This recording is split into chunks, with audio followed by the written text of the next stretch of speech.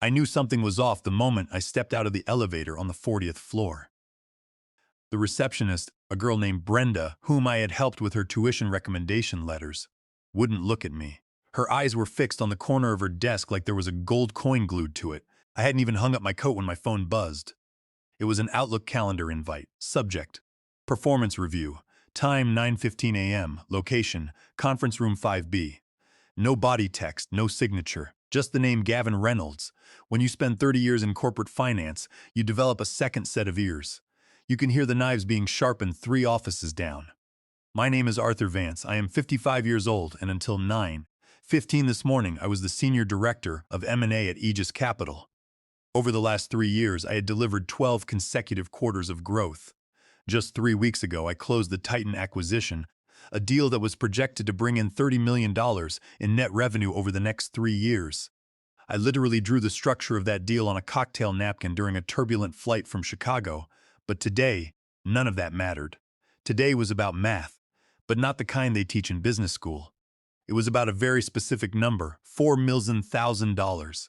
That was my scheduled equity bonus, set to vest tomorrow at noon. I didn't head straight to the meeting. I walked into my office, shut the heavy oak door, and locked it. I reached under my desk, unlocked the bottom drawer, and pulled out a black leather folder. Inside was my employment agreement from 2021. I flipped past the standard stuff, the non-competes, the health benefits, the travel expenses, and went straight to page 7. Clause 11C. I ran my finger over the initials at the bottom of the page, LT.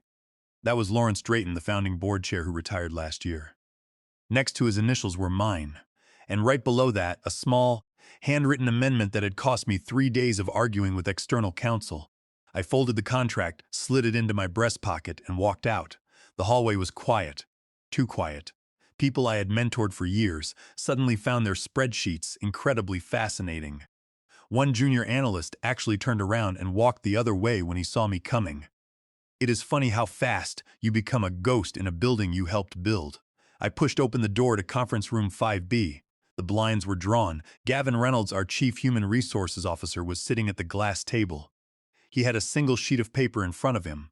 Next to him was Julian Thorne, our 38-year-old CEO. Julian was wearing a tailored Italian suit and had that fresh, slightly stiff look of someone who gets Botox injections on a lunch break. He was typing on his phone and didn't look up when I walked in. "Arthur," Gavin said, his voice carrying that rehearsed, soft tone they teach you in HR seminars. "Thanks for coming in so quickly." "I always make time for the team, Gavin," I said, staying on my feet. I didn't take the chair they offered. "In these meetings, the moment you sit down, you lose the room." Julian finally set his phone down. "Arthur, we're going to make this quick. The board has approved a structural reorganization. As part of that, your position is being eliminated, effective immediately. Gavin will handle the exit logistics. No mention of the Titan deal, no mention of my 12 quarters of growth, just the axe." "I see," I said. My voice was flat, no anger, no trembling. "And what about my compensation?" Gavin cleared his throat. "We are offering you the standard 3 months of severance, plus COBRA coverage, but you'll need to sign the release agreement by Friday." "The release agreement that voids all outstanding equity claims?" I asked. Gavin winced slightly. "It is standard company policy, Arthur." Julian stood up, adjusting his cuffs. "It is just business, Arthur. We need younger, more agile leadership for the next phase. You had a good run." I looked at Julian. His father had been a good man, a builder. Julian was just a tenant living in the house his family built, trying to look like a landlord. "Understood," I said. I reached into my pocket, took out my building badge, and slid it across the glass table. It made a sharp clicking sound. "I won't be needing this." Gavin looked surprised. They expected me to argue. They expected me to point out that my bonus was vesting in less than 24 hours. They thought I would beg for a delay, or at least threaten a standard age discrimination lawsuit that their legal team could tie up in arbitration for 5 years. But I didn't say a word about the bonus. I didn't say a word about Clause 11C. I walked out of the room, leaving the badge on the table. I didn't go back to my office. My personal things were just books and a few photos. They could box them up or throw them in the trash for all I cared.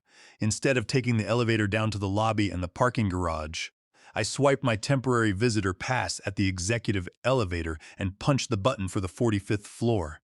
legal and compliance, Julian and Gavin thought they were saving the company $4,000,000 by firing me today instead of Friday. What they didn't know was that they hadn't avoided the payout. They had just triggered a legal trapdoor that was about to drop them both into a very deep, very expensive hole. The compliance floor smelled like old paper and stale coffee. I walked past the cubicles until I found Thomas Miller. Thomas was 28, a brilliant kid from Cornell who spent his days checking transaction logs for minor policy violations. He was also the kid I had saved from getting fired 2 years ago when Julian wanted a scapegoat for a bad SEC filing. Thomas looked up, his face turning pale. "Arthur, I heard. Gavin's assistant just sent out the IT termination request." "Don't worry about it, Thomas," I said, pulling the folder from my pocket and dropping it on his desk. "I need you to upload this document to the Secure Compliance Archive, right now." Thomas opened the folder. He scanned the first page, then paused. His eyes went wide. "Is this the original 2021 agreement?" "Look at page 7, I said, Clause 11C, and check the metadata on the digital signatures. It is already verified by Lawrence Drayton's office." Thomas read the lines, his lips moving slightly. "Arthur, if they terminate you without cause within 48 hours of an equity event, the bonus doesn't just vest, it doubles, and the company waives all rights to mandatory arbitration." "Exactly," I said. "And the best part? Julian and Gavin signed the annual policy compliance memo last month, confirming they had reviewed all active executive agreements. They certified under penalty of corporate non-compliance that they knew this clause existed." Thomas looked at the paper, then back at me. A slow, terrified grin spread across his face. "They didn't read it, did they?" "They never read the fine print, Thomas," I said. "Now upload it, let the system do the rest." I turned and walked toward the elevator. The fuse was lit. I just had to wait for the blast.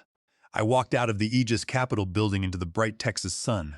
The air was thick and hot, but for the first time in 3 years, my chest felt light. I walked down the block to a quiet Italian cafe with outdoor seating and a clear view of the executive entrance. I ordered a black coffee, sat down, and pulled out my personal phone. I dialed my son, Oliver Vance. Oliver was 29, a sharp employment lawyer who had spent the last 4 years at one of the top defense firms in Dallas before starting his own practice. "Hey, Dad," Oliver answered on the second ring. "How did the meeting go?" "They took the bait," I said, taking a sip of the coffee. "Julian and Gavin terminated me. Restructuring, no cause, effective immediately." I heard Oliver keyboard clicking in the background stop. "Did they mention the equity?" "Gavin offered the standard 3-month severance in exchange for signing a general release. He told me I had until Friday to sign it." Oliver let out a short, dry laugh. "They actually thought they could axe you 26 hours before the vesting date and just sweep the rest under the rug." "Did Thomas Miller get the contract uploaded?" "Yes, it is in the compliance archive now. Timestamped at 9:35 a.m., exactly 20 minutes after my exit." "Perfect," Oliver said. "I am drafting the formal notice of contract enforcement right now. I will CC Meredith Liu. She is their lead counsel, right? She is smart enough to know what this means.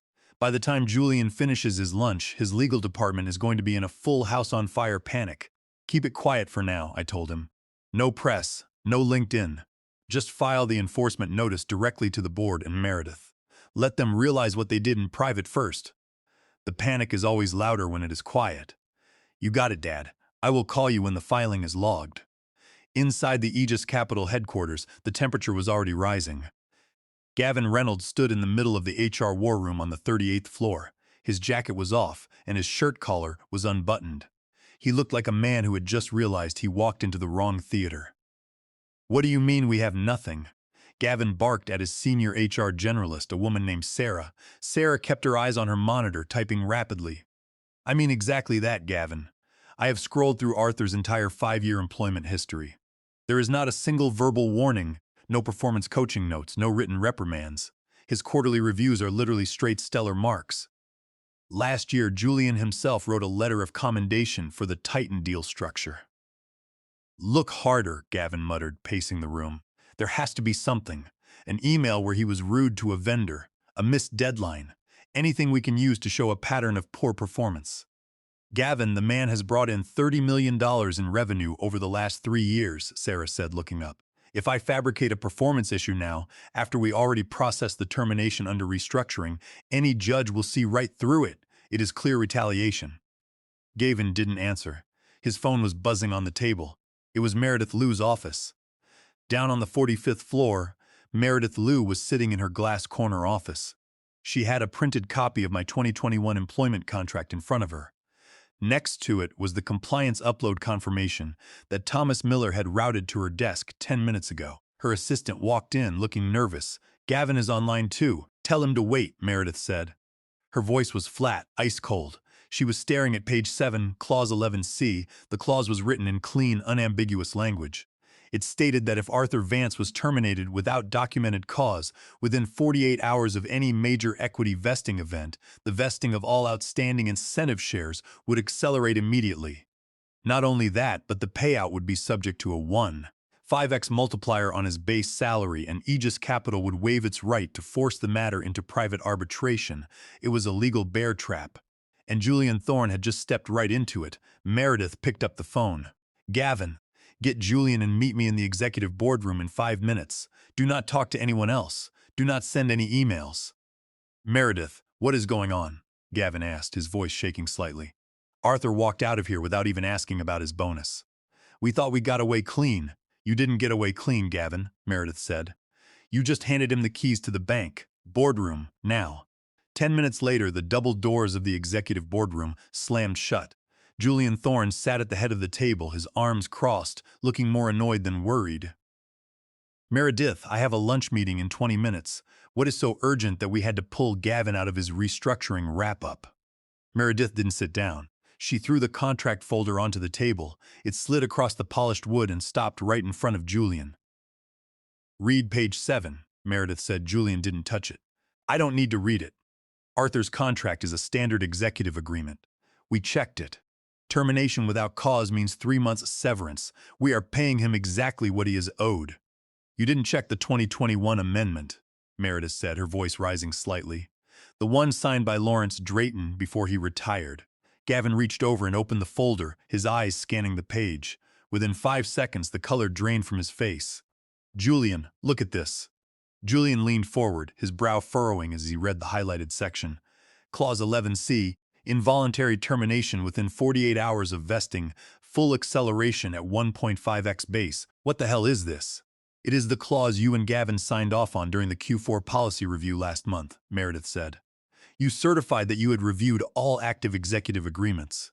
Now, because you terminated him today instead of Friday, you didn't save $4,000,000. You triggered an accelerated payout that, with the multiplier and base salary, totals over $6,500. Julian stood up, his face turning red. "This is ridiculous. We can dispute it. We will say it was a restructuring. We have the right to restructure headcount." "We do," Meredith replied, her eyes narrowing. "But we don't have the right to restructure headcount for the sole purpose of evading a known financial obligation. That is a breach of the covenant of good faith and fair dealing. And because of the waiver in paragraph 4, Arthur doesn't have to go to arbitration. He can file this in open federal court. By Monday morning, every investor we have will be reading about how the CEO of Aegis Capital tried to cheat his top director out of his earned bonus." Julian stared at her, his jaw locked. "We can't let this go public, Meredith. We are in the middle of a fundraising round." "Then you should have read the fine print, Meredith," she said. At the cafe, my phone buzzed with an email notification. It was from Meredith Liu, lead counsel of Aegis Capital. The subject line was brief. "Acknowledgement of Clause 11C filing." The message body was just 2 sentences. "We have received your contract enforcement notice and are reviewing the file.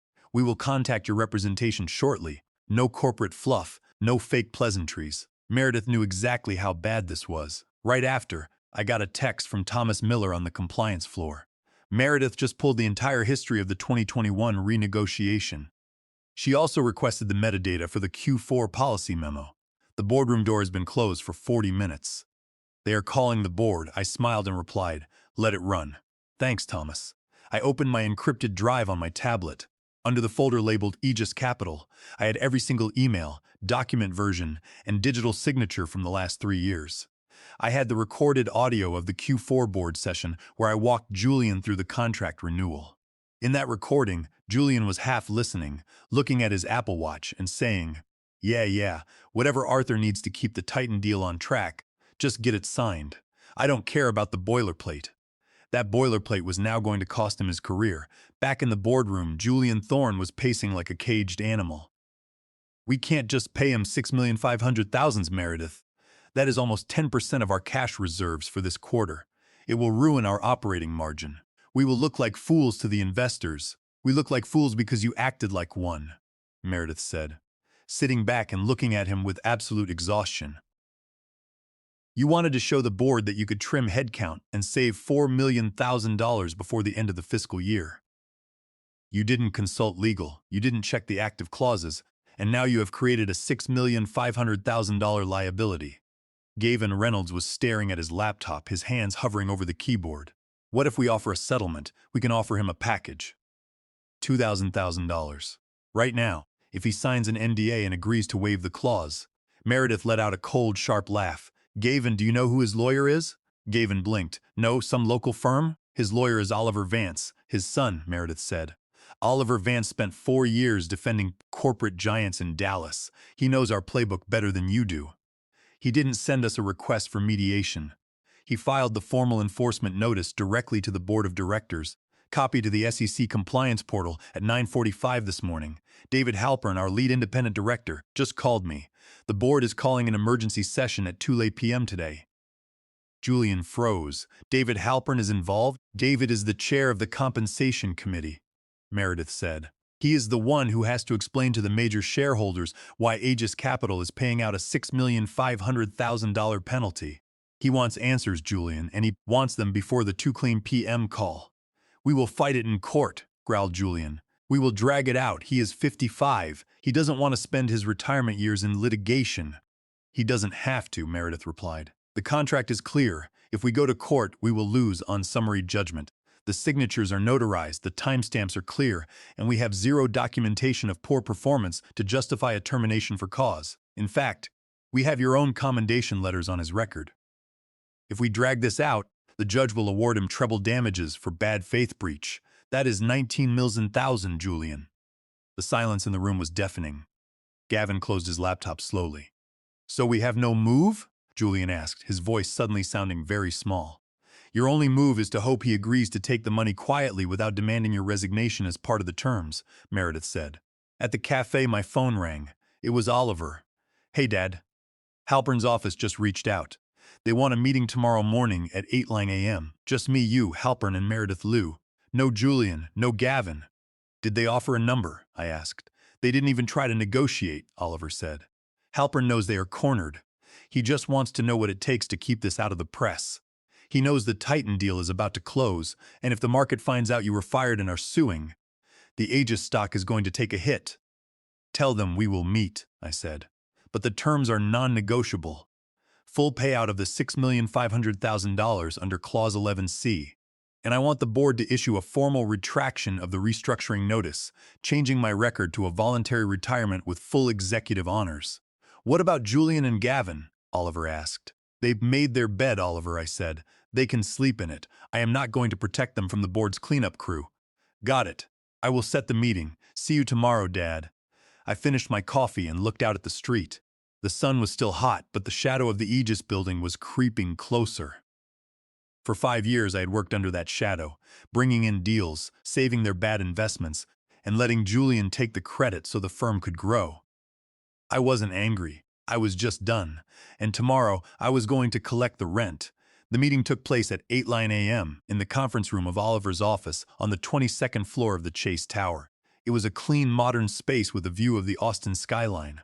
There were no corporate banners, no slogans about family and innovation, just mahogany and glass. David Halpern arrived first, accompanied by Meredith Liu. David was 62, a seasoned venture capitalist who had served on the Aegis board since the early Series B days. He was a man who understood that in business, you don't get emotional about numbers, and you definitely don't get emotional about people who cost you money. He didn't look angry. He looked like a surgeon preparing for a routine procedure, Arthur, David said, extending a hand. It has been too long. David, I replied, shaking his hand. Good to see you. We sat down. Oliver sat to my right, a stack of printed folders and a tablet in front of him. Meredith sat across from us next to David. She had a file open, but she didn't look at it. She knew every page by heart now. Oliver started. Mr. Halpern, I assume you have reviewed the enforcement notice we filed yesterday. I have, David said, and I have reviewed the 2021 agreement including Clause 11C. I won't waste your time, Oliver. The board has already met in a private session. We recognize the validity of the clause. We are not here to dispute the numbers. Good, Oliver said. Then you know the total liability, including the 1.5x base salary multiplier, the accelerated equity value calculated at yesterday's market closing, and the contract violation penalty comes to exactly $6,586,250. David nodded. We are prepared to authorize the full transfer of that amount to Arthur's designated account within 3 business days. We will also issue a corrected corporate filing. Arthur's departure will be recorded as a voluntary retirement with full executive honors, and we will issue a press release thanking him for his 5 years of service and his role in the Titan deal. We will also require a mutual non-disparagement clause. Meredith added, her voice calm but professional, and a standard release of liability for any future claims. We can agree to the release of liability and the non-disparagement, Oliver said, provided that the company agrees to cover all legal fees incurred during this enforcement process, which we have capped at $50,000. David didn't even look at Meredith. Approved. We will add it to the final agreement. Meredith will have the draft ready by noon today. Thank you, David, I said. I appreciate the efficiency. David leaned forward, crossing his arms on the table. Arthur, I want to ask you something. Personal curiosity. Did you write Clause 11C yourself? I did, I said, with some help from Lawrence Drayton's personal counsel back in 2021. I knew Julian's father was planning to hand over the reins, and I had seen Julian's track record at his previous fund. He has a habit of looking at personnel as expenses rather than assets. I wanted to make sure that if he ever decided to show me the door to save a buck, the door would be made of gold. David let out a low, dry chuckle. Well, you built a hell of a door. The board is highly displeased with how this was handled. Julian tried to tell us that terminating you was necessary to meet our Q3 margin targets. He forgot to mention that the termination would trigger a $6.5 million immediate cash drain. And what is the board's decision regarding Julian? I asked. David's eyes went cold. Julian will remain as CEO in name for the next 2 quarters to avoid raising red flags for the fundraising round. But his operational authority is being stripped. The board is appointing a chief operating officer next week who will report directly to us. Julian won't be able to sign a lease for a copier without board approval. And Gavin? Gavin Reynolds has already been asked to submit his resignation. Effective Friday, Meredith said. The board is citing personal reasons. He will receive no severance beyond the statutory minimum. He signed the annual compliance memo without auditing the contracts under his purview. That is a material breach of his fiduciary duty to the company, I nodded. It was exactly what I expected. In the corporate world, when a plan fails, the executive who approved it blames the HR person who executed it. Gavin had spent his career carrying Julian's bags, and now he was being left on the platform. We will have the final paperwork sent to Oliver's office by 1:09 p.m., David said, standing up. Arthur, I am sorry it ended this way. You built a great division here. I built it for the firm, David, I said, standing to shake his hand. But I made sure I kept the deed. After they left, Oliver and I walked down to the lobby. The building was quiet, the marble floors reflecting the morning light. What now, Dad? Oliver asked. Now we wait for the draft, I said, and then I am going to buy a bottle of vintage scotch, the good kind, the kind Julian Thorne thinks he is rich enough to drink, but doesn't have the taste to appreciate. I will join you for a glass, Oliver smiled. You earned it. We walked out into the street. The shadow of the tower was long, but it was shrinking as the sun climbed higher. Inside that building, Gavin was probably packing his desk, and Julian was probably staring at a spreadsheet, trying to figure out how a standard restructuring had turned into a $6.5 million lesson in reading the fine print. But I didn't care. I was already down the block, and my phone was silent.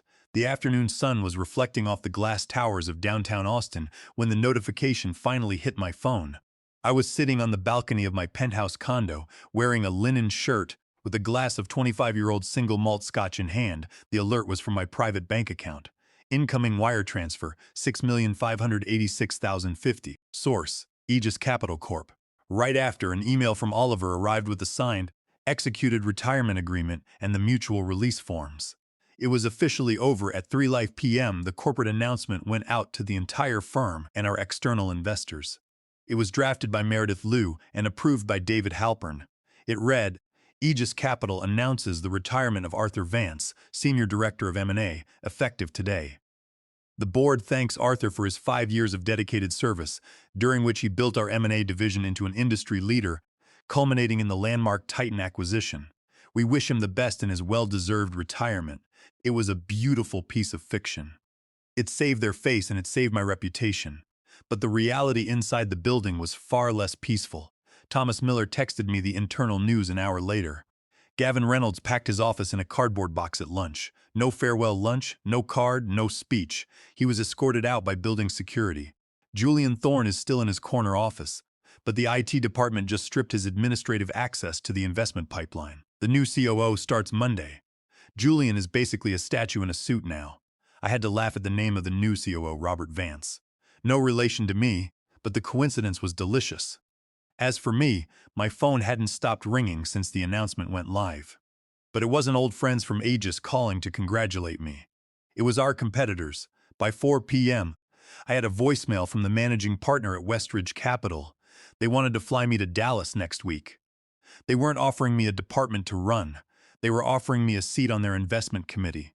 Partner track, equity, a real stake in the deals I closed. Arthur, the partner, had said on the recording. We heard how you structured the Titan acquisition, and we heard how you handled your exit from Aegis. You are the kind of strategist we need. Name your terms. I would call him back tomorrow. Today I wanted to enjoy the quiet. I picked up my phone and opened my text messages. I scrolled past the missed calls and found Julian Thorne's personal number. I typed out a single line, Clause 11C, line 22, then I took a photo, just the sand-colored railing of my balcony, the amber liquid in my crystal glass, and the Austin skyline in the background. I attached the photo to the message and hit send. Line 22 of Clause 11C was a little addition I had written myself during those late-night negotiations in 2021. It stated, in the event of a breach of the covenant of good faith, the prevailing party shall be entitled to full restitution of all benefits, and the breaching party shall be deemed to have demonstrated a material failure of corporate governance subject to immediate board review. Julian would know exactly what that meant. It was the line that David Halpern had used to strip him of his operational authority. It was the line that had turned him from a CEO into an executive liaison with a glossy title and no power. I watched the message status change to delivered, then read. There was no reply. I didn't expect one. I set the phone down and took a slow sip of the scotch. It was smooth, smoky, and tasted like absolute clarity. For 5 years I had built their pipeline. I had worked the 80-hour weeks, flown the red-eyes, and closed the deals that kept their stock price high. They thought they could rent my brain and discard me when the bill came due, all to save a few dollars for their quarterly report. But they forgot one simple rule of business. You can buy a man's time, but you cannot buy his foresight. And if you don't read the contract before you sign it, you are just paying for your own education. Big thanks for watching, you sneaky seniors. Subscribe to keep the coffee pot brewing revenge. Your ex-colleagues won't know what hit them.